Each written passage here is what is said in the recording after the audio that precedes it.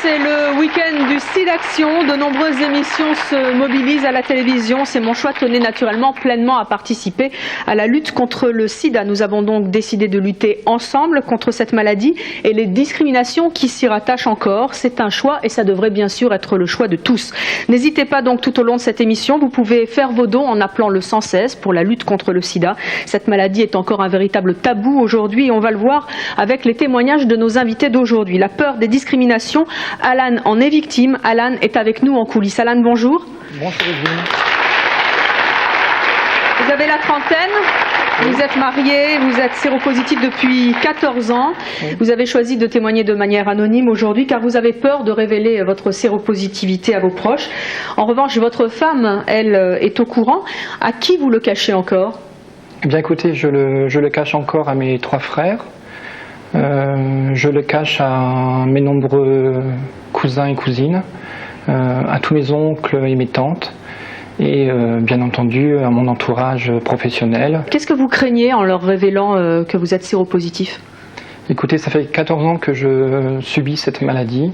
J'ai très peur du rejet qui existe, qui est réel.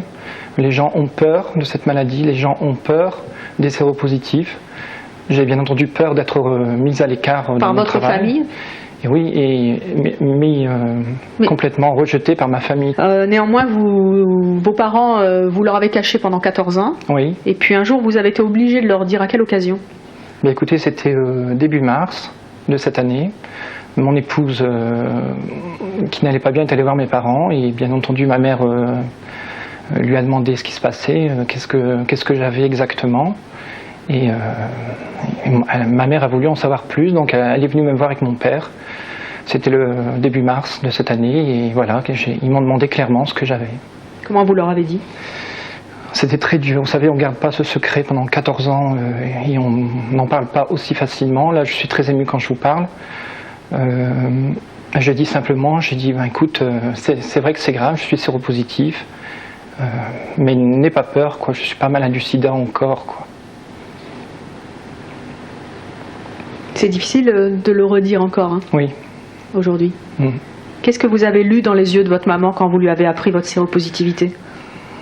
Écoutez, contrairement à ce que j'aurais pensé, elle n'a pas été très surprise. Elle m'a dit qu'elle pensait effectivement à quelque chose de ce genre-là, qu'elle ne savait pas quoi, mais elle savait que c'était grave déjà. Mon père, lui, a préféré quitter la pièce. Pourquoi? Je ne sais pas, ma mère m'a dit je lui en parlerai moi-même plus tard. Et alors, vous avez su pourquoi il avait quitté la pièce? Non. On n'en a pas encore reparlé ensemble, tous les deux en tout cas. Et avec votre maman, vous en avez reparlé? Oui, je lui explique tout doucement parce que ma mère a 70 ans, donc c'est pas simple. Le fait de leur dire, ça a été une délivrance ou au contraire, ça vous culpabilise encore plus? Écoutez Yveline, je pense que ça ne résout pas tout. C'est libérateur de le dire parce qu'après on n'a plus besoin de mentir quand on va faire des examens à l'hôpital. Je n'ai plus besoin de mentir pour me rendre chez la psychologue. C'est libérateur de le dire parce qu'après on n'a plus besoin de mentir quand on va faire des examens à l'hôpital. Je n'ai plus besoin de mentir pour me rendre chez la psychologue. Mais ça ne résout pas tout, c'est-à-dire que ma mère a beaucoup peur. Elle me voit parfois mort ou en fin de vie, alors que j'en suis loin, je vais relativement bien. Donc ça ne résout pas tout. Je sais qu'il me faudra encore dans les jours et les semaines et les mois qui arrivent rassurer ma mère et mon père et continuer de leur dire que ça va, que c'est pas une maladie qu'on meurt fatalement et systématiquement. Alan, le fait de l'avoir dit déjà à votre parent, est-ce que ça vous incite plutôt à révéler à vos autres proches votre séropositivité en vous ôtant un poids, ou finalement le poids du mensonge est moins lourd que celui d'une espèce de délivrance de la vérité? C'est vrai que le fait de ne pas dire, ça me protégeait. Hein, je ne l'ai pas dit pendant 14 ans et ça m'a permis de me protéger des autres, de devoir me justifier, de devoir rassurer, de devoir etc. Donc non, je ne le dirai pas à tout le monde. parce que cette maladie renvoie à des choses intimes, comme vous le savez, elle renvoie à la sexualité. Elle renvoie à des choses intimes, donc... Vous ne le révélez pas non plus dans votre environnement professionnel. Là aussi, vous avez peur d'être rejeté? Absolument. Il est hors de question que j'en parle sur mon lieu de travail. Je travaille depuis 7 ans maintenant. Dans quel domaine? Vous voulez nous le dire ou pas? Oui, je travaille dans le social en fait. Nous avons un jour accueilli dans notre centre une maman qui était séropositive, et là on savait dès son entrée qu'elle était séropositive. Lors d'une réunion professionnelle, mon directeur et presque tous mes collègues m'ont dit: mon Dieu, mais on ne va pas accueillir une dame comme ça ici, qu'est-ce qu'on va faire, qu'est-ce qu'elle va nous donner, enfin, à la limite, qu'est-ce qu'elle va nous donner, qu'est-ce qu'elle risque de nous donner. Donc j'étais embêté parce que je disais: écoutez, c'est pas si grave que ça, c'est pas une maladie qu'on attrape aussi facilement que vous pouvez l'imaginer. Donc vous voyez bien là, Evelyne, que même dans des postes aussi responsables, les gens ont peur. Et cette mère, elle est restée 3 jours. Et ça, c'est difficile aussi pour vous de... Oui, parce que...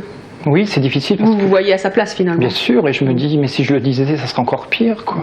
Et on voit bien que le regard sur cette maladie est encore un tabou. Exactement. Et on va le voir aussi à travers les témoignages de nos invités, d'autres qui ont réussi à assumer plus facilement de le dire. Ça leur a ôté un poids et ils viendront nous dire pourquoi pour eux c'est un bénéfice de dire la vérité, que la vérité soit faite au grand jour. Avant l'émission, Alan, vous avez rencontré Déborah Dahan. Déborah Dahan, elle est responsable de l'association Faire face au sida qui apporte entre autres un soutien aux malades. Elle nous dira tout à l'heure quels conseils elle peut peut-être vous aider, car on sent bien que même si vous ne voulez pas le révéler à vos proches ni dans votre environnement professionnel, vous souffrez de cette situation. Sophie, bonjour. Vous avez 34 ans, vous aviez 19 ans quand vous avez appris que vous étiez séropositive. Comment est-ce que vous avez contracté le virus? Par relation sexuelle, non protégée. Vous étiez toute jeune quand vous avez contracté ce virus. Qu'est-ce qui ça vous est tombé dessus? Comment vous avez réagi? Fait face? J'ai pas fait face sur le moment. J'ai pas fait face pendant presque 9 ans. Vous l'avez caché pendant toutes ces années? Oui. À part vraiment à des proches, mon mari, mon frère, vraiment des très très proches. Mais sinon, je l'ai caché à mes parents, à tout mon entourage immédiat, professionnel, amical. Pourquoi vous ne l'avez pas dit? Parce que vous ne faisiez pas face à la maladie ou parce que vous aviez peur du regard des autres? J'avais peur du rejet par rapport aux autres et parce que je ne faisais pas face à la maladie, c'est clair. Ça a été un choc terrible. Que vous avez dit le médecin quand il vous a appris votre séropositivité? Il me restait 10 ans à vivre. 10 ans? Il s'est trompé? Il s'est trompé, oui. Même si à l'époque on savait moins de choses sur l'évolution oui, c'est sûr, de la maladie. Comment ça a été? D'abord, vous l'avez dit à votre fiancé, à votre compagnon. Oui. Comment est-ce qu'il a réagi? Avec beaucoup d'amour. Pas évident hein, quand on rencontre quelqu'un de lui dire tu sais... Pas évident, mais un peu forcé quand même d'être honnête au moins avec lui. Forcé, mais est-ce que vous avez hésité? Vous étiez amoureux, je suppose, de lui aussi, et puis tout d'un coup, on doit avouer qu'avant de faire quelque chose qui est formidable quand un couple s'aime, eh bien, il faut dire certaines choses. Et oui, parce que comme disait Alan tout à l'heure, c'est vrai que ça touche à l'intimité, à la sexualité, et c'était quelque chose d'important pour moi d'être honnête, surtout avec l'homme que j'aimais, oui, sans problème. Est-ce que quelques instants avant de lui révéler cela, après tout vous auriez pu partir sans demander votre reste, mais quelques instants avant de lui avoir révélé cela, vous avez eu peur qu'il vous quitte peut-être? Oui, à partir de là j'ai eu peur de toute façon. Dès la sortie de la consultation, j'ai eu peur, je me suis mise à avoir peur d'un coup. J'avais pas mon mari qui travaillait aussi et je lui ai dit rendez-vous dans un quart d'heure à la maison, il faut que j'appelle mes parents, il faut qu'ils soient là, et demi-heure après tout le monde était réuni et 1 heure après ils étaient au courant de ces 9 ans. Comment est-ce que ça vous est venu les mots? J'ai été très dure je crois. Enfin, forcément j'ai été très dure mais j'y suis allée franco. Je me suis dit bon ben voilà, on va voir si tes parents t'aiment vraiment comme ils disent qu'ils t'aiment depuis toujours, et puis j'ai pas pris de pincettes du tout quoi. Comment est-ce que vous avez dit? J'ai été très très dure, j'ai tout raconté en bloc. Tout ce qui s'était passé, tout ce que je leur avais caché, je leur ai sorti en bloc. Donc ça a été un gros choc pour eux, parce qu'ils ont appris un avortement, ils ont appris plein de choses, des moments de haut et de bas que je leur cachais depuis très longtemps en inventant des histoires. Pour eux, j'étais toujours en pleine forme, j'avais juste quelques soucis intestinaux, mais qui étaient soignés par mon généraliste comme il faut. Et puis voilà quoi. Et dès que j'allais pas bien, je partais en week-end. Enfin, je fuyais complètement la réalité vis-à-vis d'eux quoi. Alors face à cette brutalité des mots, comment est-ce qu'ils ont réagi? Ils ont été choqués. Mais ça n'a pas duré parce que je me suis sentie tellement soulagée vraiment dans les 3 secondes qui ont suivi de tout leur déballé qu'ils l'ont vu. Et ça a été plus fort que tout. Ils ont oublié leur peine, ils ont oublié peut-être tous les rêves qu'ils avaient mis sur leur fille. Et à ce moment-là, je pense qu'ils m'ont vue vraiment heureuse et soulagée. Ils ne vous ont donc pas rejetée? Ah non, ah non, au contraire. Ils n'ont jamais fait quoi que ce soit pour me dire un jour on te rejettera ou on est contre ci, on est contre ça. C'est des gens formidables, ouverts. Et ils le savent depuis combien de temps à peu près maintenant? Depuis 98, donc ça fait 5 ans. Oui. Et est-ce que c'est douloureux pour eux de savoir la vérité? Est-ce que... Non. Ils ne se sentaient pas mieux avant dans l'insouciance d'une fille qui va bien, qui a juste quelques problèmes et qui part les soigner en week-end? Ils me disent ça, mais je suis pas sûre quand même qu'ils aient pas senti un peu de souffrance et un manque de sincérité. Ça a quand même rompu notre communication, parce que du coup je les fuyais presque dès qu'on rentrait dans des sujets un peu ou santé ou intimité avec mon mari ou le désir d'enfant, tous ces trucs là. Bon, ils pensaient qu'ils allaient être grands-parents, on leur a fait croire qu'ils allaient l'être, et puis bon, il y a eu des difficultés, donc on ne fait pas ce qu'on veut non plus dans ces cas-là.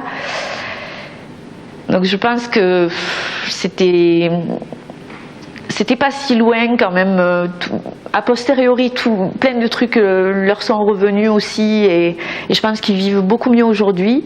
Dans la vérité que dans le mensonge. Voilà, parce que ça avait fini par rompre notre communication qu'on avait toujours eue, et du jour où je leur ai caché des choses, ben, forcément on ne discutait plus ouvertement comme avant. Il s'appelle Franck, et lui il regrette de s'être confié non pas à un de ses proches, mais à un de ses collègues de travail, qui plus est supérieur hiérarchique, et de lui avoir révélé sa maladie. Bien mal lui en a pris, puisqu'à la suite de cette annonce, les comportements des collègues ont bien changé et il a fini par perdre son emploi. Voici Franck.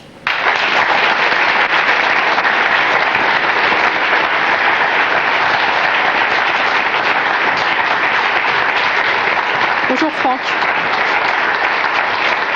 Vous avez 38 ans, vous êtes professeur de français et de philosophie. Aujourd'hui, vous êtes sans affectation. Depuis combien de temps? Depuis 98. Pardon? Depuis 98. Depuis que vous avez annoncé à votre collègue, ami, supérieur? Supérieur hiérarchique, oui, ma séropositivité. Ciel. Pourquoi est-ce que vous avez décidé d'abord de lui annoncer? À un moment donné, j'ai eu des absences. C'était d'abord dans un lycée privé, hein? C'était dans l'enseignement privé. C'est bien de le dire. Oui. Hein? Au départ, j'ai eu à plusieurs reprises des arrêts maladie. Et donc les arrêts pendant mon absence, je n'étais pas systématiquement remplacé. Donc pour ne pas pénaliser les élèves, j'ai souhaité le dire par honnêteté, pour que justement, effectivement, il n'y ait pas de difficultés pour que les élèves puissent suivre les cours. Et j'avais de très bonnes notes administratives, et je pensais avoir vraiment confiance en cette personne, puisque nous avions de bons rapports relationnels, professionnels. Et voilà, je me suis senti en confiance et je l'ai dit. Et alors ? Et alors, à mon retour dans l'établissement après mon arrêt maladie, l'atmosphère était totalement infecte. C'est-à-dire que le chef d'établissement, par exemple, ne me disait plus bonjour. Certains de mes collègues, lorsque j'arrivais en salle des professeurs, quittaient la salle. J'ai retrouvé des œufs pourris dans mon casier. J'étais exclu des... Excusez-moi, mais c'est difficile. J'ai été exclu des réunions pédagogiques. Donc j'étais vraiment mis à l'écart. C'est incroyable cette histoire. Vous avez été mise à l'écart, vous étiez donc dans la peau, est-ce que je peux employer le mot terrible que vous avez employé tout à l'heure, Marc, de pestiféré au lycée? Tout à fait. Comment vous le viviez? Très mal parce que c'est un choc, on est mal à l'aise, on a l'impression d'avoir commis une faute. Et ça, c'est très grave parce qu'on nous sanctionne, c'est une sanction, comme si finalement on avait commis un crime. Exactement. Alors que c'est déjà effectivement le fait de la maladie, quelque chose de très difficile à vivre, de très difficile à supporter. J'ai trouvé ça révoltant, surtout de la part de gens qui se disent intellectuels, intelligents. Et j'avais vraiment au départ l'impression qu'on formait une équipe, et là j'étais vraiment mis à l'index. Ça me bouleverse, c'est bouleversant, c'est scandaleux. C'est pour ça que je dis et je répète, aidez-nous, aidez-les. Vous disiez que depuis 1998, vous n'aviez plus d'affectation. Et pourtant, vous êtes prof de français et de philosophie, et on sait à quel point on manque de profs. Vous vivez comment aujourd'hui ? Ben écoutez, je vis très difficilement parce que justement, suite à ces événements, j'ai dû faire une faillite personnelle. Parce qu'à un moment donné, je ne pouvais pas être inscrit à la NPE puisque j'étais normalement assimilé fonctionnaire. Donc on ne me donnait pas d'affectation, donc je n'avais pas de salaire. Parce qu'ils ont fini par vous virer, hein ? Ça s'est pas tout à fait passé comme ça, c'est-à-dire qu'on ne m'a pas redonné de poste à la rentrée suivante. Et moi j'ai vraiment insisté parce que j'aimais mon métier, parce que j'avais rien à me reprocher, parce que j'avais des bonnes notes administratives et parce que j'avais une réelle compétence et une passion pour ce métier, parce que j'aimais vraiment transmettre aux enfants ce que je savais. Mais on vous a dit que c'était pour ça qu'on vous redonnait pas de poste ? Non, on ne me l'a pas dit comme ça, mais on m'a simplement, à un moment donné, dit qu'il n'y avait pas de poste à la rentrée, alors qu'on sait pertinemment qu'il y a toujours beaucoup de professeurs absents. Et ensuite, à force d'insister, on m'a proposé un remplacement à 400 km de chez moi. J'ai rencontré un chef d'établissement qui m'a dit « Ok, vous convenez », j'avais un avis de nomination pour l'année. Et à la fin de l'entretien, il m'a demandé où j'avais travaillé l'année précédente. Et une heure après avoir contacté le chef d'établissement où justement j'avais eu ce rejet, eh bien il m'a demandé de lui restituer les livres qu'il m'avait donnés avant et en me disant qu'il réservait sa décision. Et donc je n'ai pas eu le poste. Si vous n'avez pas porté plainte, on ne peut rien faire, Jean-Luc Romero ? C'est incroyable. Si, il y a un certain nombre de lois, c'est ce que c'est discriminatoire, il y a une loi pour ça. Tout à fait. Et puis en plus, malheureusement, ça n'existe pas encore, mais ça va bientôt exister. On va créer une autorité contre les discriminations dans ce pays. Et c'est vrai que la sérophobie, c'est un mot nouveau, mais il faut aujourd'hui l'utiliser. C'est une réalité quotidienne. Et c'est important de le dire aussi. Oui, il faut le dire, parce que parlant d'emploi, c'est aussi, excusez-moi de donner des chiffres, mais c'est parfois, je crois, important. Un sondage qu'avait fait cette fois-ci Aide auprès des chefs d'entreprise, 100% des chefs d'entreprise répondaient qu'ils ne recevraient pas une personne qui leur enverrait un CV en indiquant qu'elles sont séropositives. 100%. Donc c'est dire la méconnaissance sur la séropositivité, parce que vous voyez, moi ça fait donc 19 ans que je vis avec cette maladie, que j'ai une activité professionnelle. Faut pas dire pourtant que c'est facile, hein. Comme vous le disiez, je peux vous dire qu'on essaie toujours de donner une image publique, mais que les traitements sont extrêmement difficiles. Il faut le rappeler à ceux qui pensent qu'il suffit de prendre 3 médicaments. C'est d'abord une maladie obstinément mortelle, et c'est extrêmement difficile. La fatigabilité, les changements de physique aussi qui sont durs, notamment pour les femmes, ça ne l'oublions pas, mais c'est vrai qu'aujourd'hui on peut travailler avec cette maladie, et les chefs d'entreprise n'ont pas l'air de le savoir. Qu'est-ce que vous espérez, Franck, des jours, des mois, des années qui viennent ? J'espère surtout pouvoir redonner un sens à ma vie, parce que quand on vous retire comme ça une activité professionnelle, vous n'avez plus d'argent, vous n'avez plus de quoi vivre. Vous êtes obligé d'aller chercher des colis à la Croix-Rouge, à l'Armée du Salut. Vous êtes obligé d'aller aussi des fois, et là c'est la première fois que je le dis parce que j'avais honte, mais je crois qu'il faut que le public soit informé. Des fois on attend à la fin des marchés pour récupérer quelques fruits qui sont encore mangeables. Aujourd'hui en 2004 en France, et je voudrais surtout que mon témoignage soit un témoignage de tolérance. Je voudrais surtout que les mentalités évoluent vers davantage de tolérance et qu'on gomme le mot de rejet et qu'on le remplace par acceptation, qu'on gomme le mot de haine et qu'on le remplace par amour, parce que tous les témoignages qui ont été dits aujourd'hui, c'est des gens qui souffrent, hein. On souffre tous, et je crois qu'on a plus besoin d'amour que de rejet ou de se sentir exclu. C'est tout ce qu'on vous souhaite, Franck, de ne plus être condamné, si je puis dire, à cette double peine. Aujourd'hui, c'est pas bien dans notre société qu'on puisse vivre de telles choses, et je suppose que vous n'êtes pas le seul, malheureusement, aujourd'hui en France. Je pense que votre témoignage, ainsi que tous les autres, serviront. En tout cas, je l'espère. En tout cas, pour prendre conscience de certaines choses, et n'oubliez pas le sans cesse pour tous vos dons. Déborah Dahan. Vous êtes donc responsable de l'association Faire face au sida. Vous avez rencontré Alan avant l'émission. Vous avez entendu le témoignage de nos invités. Est-ce qu'il y a encore beaucoup de gens qui se cachent? C'est la grande majorité des gens qui sont séropositifs en France? Il y a beaucoup de gens qui se cachent. Et moi, contrairement à ce que pensent certaines personnes ici, j'incite les gens, d'abord pour Alan, il faut d'abord qu'il soit en paix avec lui-même. Et quand il trouvera la paix, enfin moi c'est ce que je ressens quand j'ai discuté avec lui tout à l'heure, quand il aura retrouvé une certaine paix, je pense qu'il pourra affronter le regard de ses frères, qui paraît pour lui quand même important, même s'il ne le dit pas. Je ne suis pas psychiatre, je ne suis pas psychologue, je fonctionne avec ça, mais des cas comme Alan, il y en a beaucoup. Je voudrais revenir sur, si vous me permettez, Evelyne, sur ce qu'a dit Marc, je crois. Franck, je suis vraiment touchée par tout ce que j'ai entendu. Avoir perdu un travail parce qu'on est séropositif, c'est grave aujourd'hui, c'est vraiment très très grave. Je ne sais pas si vous voulez déménager, venez dans le sud de la France, je vais vous trouver du travail, et croyez-moi, vous ne serez pas rejeté là-bas. Vraiment. Je voudrais... Merci Evelyne. Juste une petite chose, ce qu'a dit tout à l'heure à l'instant Alan, en disant qu'il n'y avait pas de structure des associations comme la nôtre qui est censée venir au quotidien des malades. Quand je dis le quotidien des malades, c'est faire les courses, c'est leur changer un frigidaire quand le frigidaire est en panne, c'est s'il est fatigué et sa femme, je ne sais pas pour quelle raison, elle n'a pas trop envie d'assumer, on va être là pour le gosse, on est là au quotidien. Je regrette vraiment qu'il n'y ait pas ce genre de structure là où tu habites. Et c'est pareil pour toi, je te trouve un logement et je t'invite avec toute ta famille, tu verras que les bénévoles et Faire face au sida pourront faire face à vos situations. Vous trouvez qu'il y a des gens qui savent se dévouer et vous savez de quoi vous parlez car vous avez été touché personnellement dans votre vie par le sida, par votre frère je crois. Oui, mon frère qui est décédé, qui a caché sa séropositivité, c'est pour ça qu'il a attendu d'être en paix. C'est pour ça que je sais malheureusement de quoi je parle. Pour nous le dire, il l'a caché pendant 4 ans, simplement pour pas nous faire de la peine. Donc Alan, je t'en supplie, il faut que tu fasses la paix avec toi-même et parle avec ta famille parce que je suis sûre qu'ils ont un cœur, je te promets. Oui, mais je vais les protéger, Déborah. Pardon Alan. Je disais merci Déborah.